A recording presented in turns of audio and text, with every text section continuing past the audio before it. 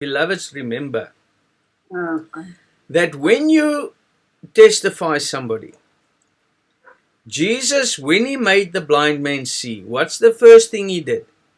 He took the earth and he spat and he made clay. What is the first thing that Jesus went to the woman at the well? He says, give me your water. He didn't say, drink my water. He said, give me your water. Give me water to drink. So, when Jesus takes the earth, it's the earth, the understanding. Because when you know what people think, then you can help them. Then you can put at the spit. What is the spit, beloveds? Okay, beloveds. There's plenty coming in still. What is the spit? The spit, the saliva, is the evangelistic teaching. If you don't drink water, you won't have saliva. You won't have spit.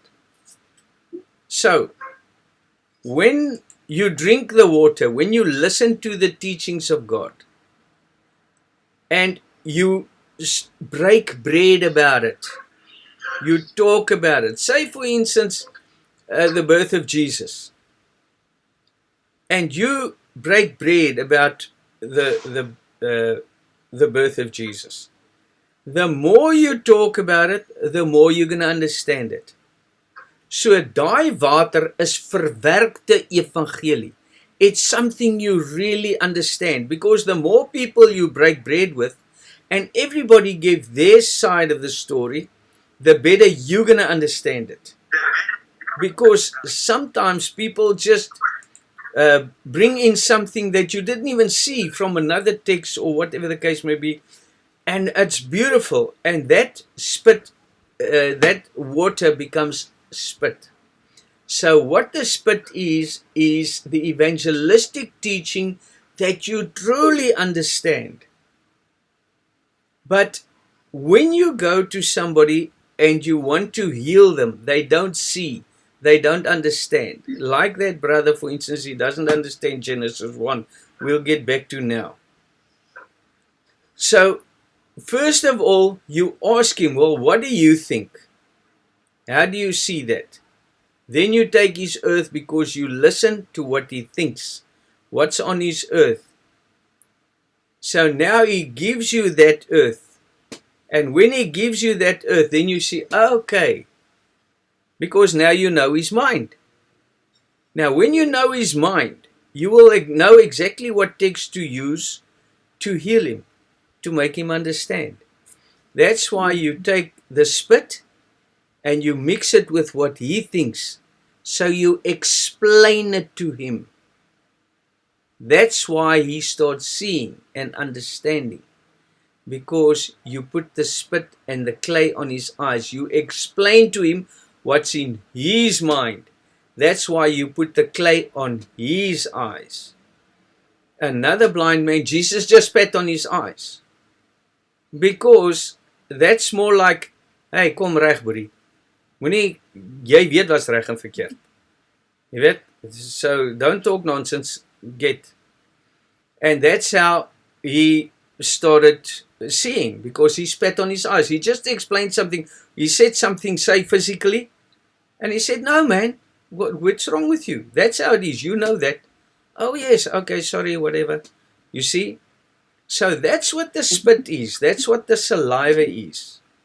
And that's why, beloveds, it's very important to understand this, these teachings in the Bible. That's why the people, because they don't understand that, they don't understand the flesh, they don't understand the earth, etc., etc., which is one of the most important things to understand, is the earth and the flesh, all the evangelistic wording of the Bible. We have to understand these things. Because when somebody dreams, the best thing, when you are able to analyze the Bible and understand, no matter what they dream, you know exactly what they dream. Like, sister, you dreamt about, I can't remember what, but you dreamt about the color blue. You wore the color blue or something. And then I told you it's the elder. And you said, no, but the elder is red. Red. Yes, you see? Excuse So, no.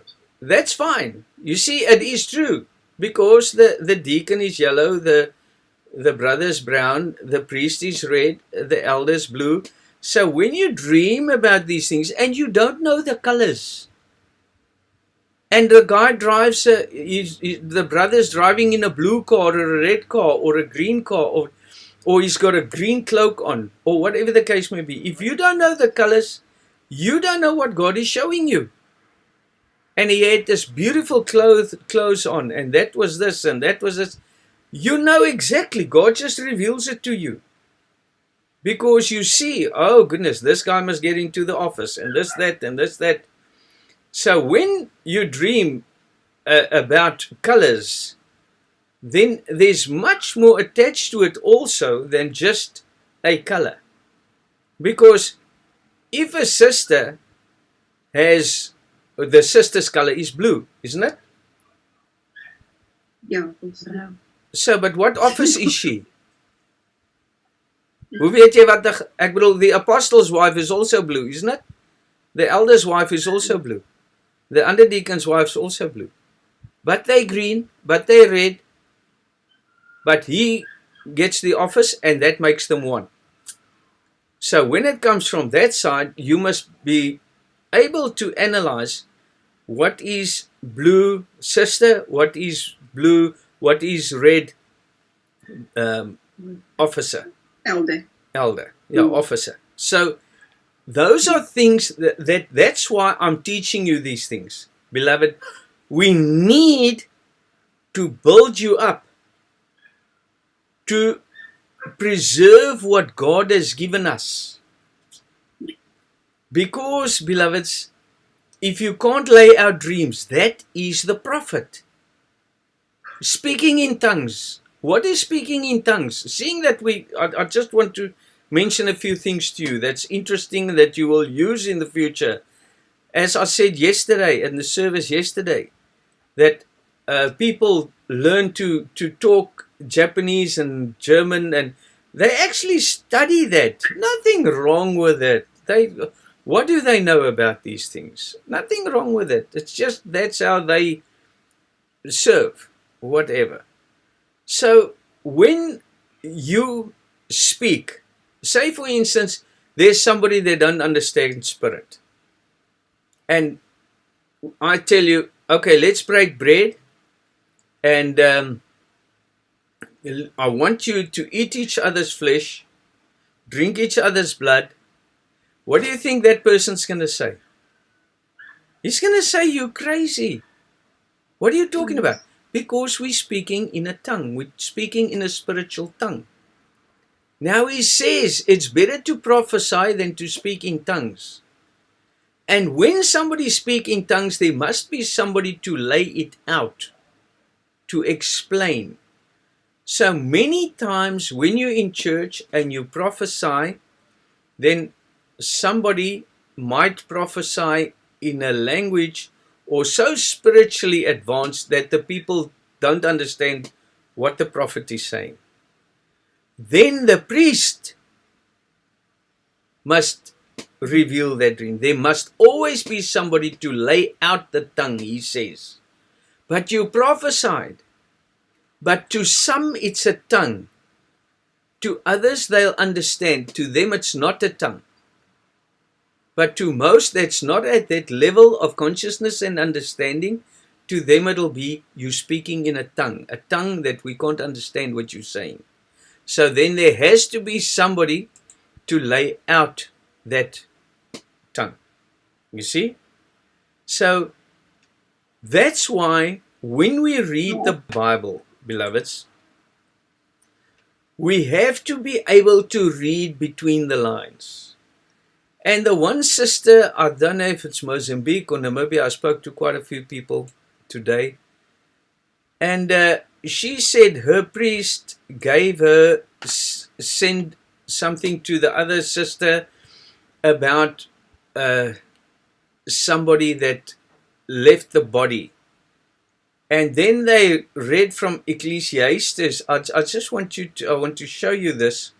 He says that when we leave the body, when our silver cord is broken, the dust will return to dust. He says, or ever the silver cord be loosed, or the golden bowl be broken, or the pitcher be broken at the fountain, or the wheel broken at the cistern, then shall the dust return to earth as it was, and the spirit shall return unto God who gave it. Physically, he says that then when you die, the flesh will return to the earth, and the soul will then return to God. You see? Is that true, beloveds? Do you believe that? No. No. Why not? Let us go back to Adam again, sister and beloveds. Adam was formed of the earth. In the beginning, God created the heaven and the earth. So, those who believe that Jesus or that the creation in the Bible was a physical creation, it's very, very easy to help them understand, not to judge them or to break them down or show, I'm right, you're wrong. Help them because you got to save souls. That's what we do. So now you can show them, ask him, do you believe that a snake could speak? Because the snake spoke to Eve. Is it possible for a snake to speak? No, it's not. Then you say, in Genesis 1, in the first day, God said, let there be light. And there was light, and it was day and the night, the first day, and he separated the waters from the waters. If it's physical, show them physically first that it can't work. Because he separated the waters from the waters. Let us assume then, if it's physical, it's the clouds and the sea. He separated the waters from the waters. And he placed a firmament between the waters of the waters to separate the waters from the waters. And he named the firmament heaven. So heaven is under the clouds. Now, what on the fourth day? He made the sun, moon, and stars. So, what separated day and night for 4 days if there was no sun? You see? Then you take him to the fourth day, and God created the greater light to rule over the day, the lesser light to rule over the night, and the stars also. And he placed it in the firmament. So, in other words, if it was physical, then the sun, moon, and stars has to be under the clouds. You see? Which is impossible. So then, just on that, because the first thing is to actually confuse them where they want to know something. Where they see, if they see that you know something more than them, then obviously they will want to know. So now the sun, moon, and stars can't be under the clouds. It's impossible. So then also you say, how do you eat from a tree knowledge, good and evil, and you become as wise as God? And then you're not allowed to eat of the tree of life, because if you eat from the tree of life, then you're going to live eternally. What kind of fruit is that? If it was physical. You see? And then God says to the snake, because you sinned in the garden, or you brought this curse over the man, you will live off dust. You will sail on your belly and you'll live off dust. Show me any animal or snake in the world that lives off dust. It's impossible. So, let us look at that dust. Seeing that we're on the topic, he said, and then shall the dust return to the earth as it was. How was it? In the beginning, God created man. On the sixth day, He created him of the dust of the earth. In other words, this earth that He created, that is the first spiritual understanding that the human being received in the beginning, 7,000 years ago. So that's where man started understanding. Now, beloveds, I want to show you that Adam, the first Adam, according to 1 Corinthians 15, the first Adam was of the earth. The second Adam was the Lord from heaven, 1 Corinthians 15. So now, Adam had to die because he was created of the earth. So obviously, he had to return to the earth, isn't it? But we just discussed the matter that it couldn't have been a physical Adam. It must have been a spiritual Adam, because he was created to God's image. On the sixth day, He said, let us make man in our image and our likeness. And He created Adam to His image and His likeness. What is God's image?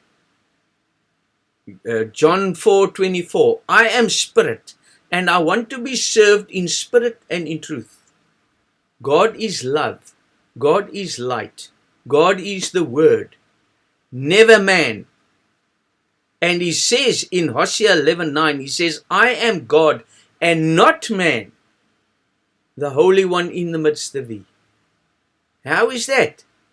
How is God in our midst? If the light is created within you, beloveds, then God is in your midst. If Jesus Christ, which is Emmanuel, is with you, then God is in your midst.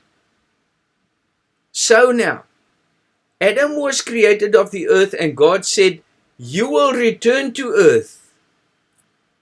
So in other words, that which is formed of the earth, our physical way of understanding, it is spiritual. We understand spiritually, yes. But we can never become God with this dust, with this fleshly understanding. That's why, as you become more soul, that physical way of understanding, you ascend. What is that dust? That is flesh. What is flesh? Flesh is sin. So now the soul is imprisoned by the flesh, by the dust, by the carnal mind, and it has to be set free. So flesh and blood cannot enter into the kingdom of God. That dust must return to the earth where it was taken from. So as you become less carnally minded and more spiritually enlightened and God conscious, you ascend less flesh and more spirit. And that flesh returns to that earth that gave it. My way of understanding, where I came from, where I started understanding, that will return to that earth, my way of understanding. And that, beloved, is where the gifts and the true spirit teachings comes in. When you ascend into higher levels of God consciousness, then the power comes from above. When it comes from below, then it's earthy. Although it's from God, God created the earth, God created man in His own image. But that is all Jesus in being. Because the first Adam was, and I know it sounds complicated, I will break bread about this and I'll show you it's not so complicated. I just want to bring a broad picture and then we'll chop it up. So the first Adam was earth, the second Adam was the Lord from heaven. But with Adam, you cannot enter into the kingdom of God. Although he became a living soul. When do you become a living soul? When you realize your soul. when you realize that I'm not of this world. Because, beloved, for you to overcome the flesh, you can never ever do that in one lifetime. Now you'll say, no, and the people want to kill me. So let's have a look at it. Say, for instance, I'm an atheist. I don't even believe in a God. Say, for instance, I'm in a remote part of the world where I told you one of my subjects was anthropology. They found people in remote parts of the world that haven't found the use for fire yet, beloveds. When you go there with the Bible, they eat you. They don't care about you, what baptized them. They're not interested. They're animal. They're still evolving. So what happens to that guy? He just ate your apostle or your deacon or your priest. How? He's going to go straight to hell, isn't he? No. Don't jump into a lion's den because he's going to eat you. You can't teach a lion to eat grass. That's the way God created it. We have an open mind to understand these things. So that's why those people, if they die, where do they go? They haven't even found not a spark of light yet. They haven't even received the earth yet, beloveds. So those are things you have to understand. So for us, let us take the creation in Genesis, beloveds. If somebody has no earth, how long does it take somebody to have an earth, to start having a spiritual understanding? How long does it take people to become enlightened? How many people of the 8 billion of the people on this planet is truly enlightened? Not even a millionth. I can tell you, there's very, very few people that are truly enlightened. There are very wise people. But to be truly enlightened is, you will see. So how long does it take for God, let there be light? How long does it take for light to be created in your earth? How long does it take to separate the waters from the waters? How long? How long does it take for you to become man? And that's why it's so important to understand that when you understand the spiritual side of God, for you to see where you are, the witnesses. And that begins with the evangelistic teachings of the Bible. So, beloved, when you return to dust, the first Adam is of the earth. The second Adam is the Lord from heaven. So this entire journey for you to reach God is for you to put away your way of understanding and to set your soul free to become one with God who gave it. Yeah, it says in Ecclesiastes, you can go read it, Ecclesiastes 12:7. So your soul returns to God, but how long does it take from when the earth was created within you to where you started understanding spiritually?